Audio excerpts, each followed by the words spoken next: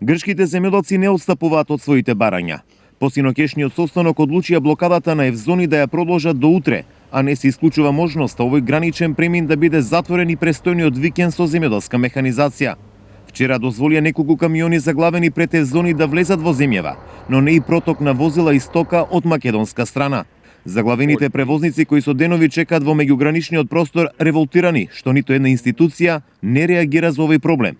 Чекаме, ама никој ништо не ни кажува. Ќе си одиме. Ќе си одиме на дома, нема што да правиме тоа. Никој не дојде од грчка страна, нема ни полицаец, ни никој.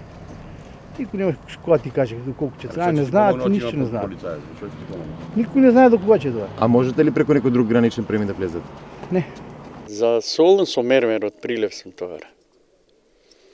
И неутрално, тоа диет. Седи, чекај, ќе видиме уште денеска ќе седиме, ако не утре поручек воза, си име, што друго. Никогаш не е било блокирано. Секогаш после 24 сата пушча границата, 2 сата, 3 сата пушчат, али сега изгледа многу затегнен штрајк.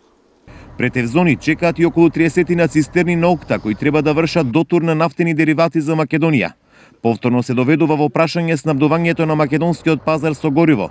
Резервите се трошат, а алтернативниот начин за испорака нафтоводот Скопје-Солун не функционира. Товарен сте нешто? Не, пратен цистерна. За влез. И информација? Нема ништо. Кој ќе ти потврди? Граждани Ништо. нема да ти потврди? Цистерни. И не пуштат. Само товарни улегнаа синоќа 5 камиона. Грчките земјоделци се против даношните и пензиските реформи. Тие утре вечер повторно ќе заседаваат за да утврдат кои мерки ќе ги превземат за време на викендот. Освен на граничниот премин Евзони, блокади има и низ цела Грција.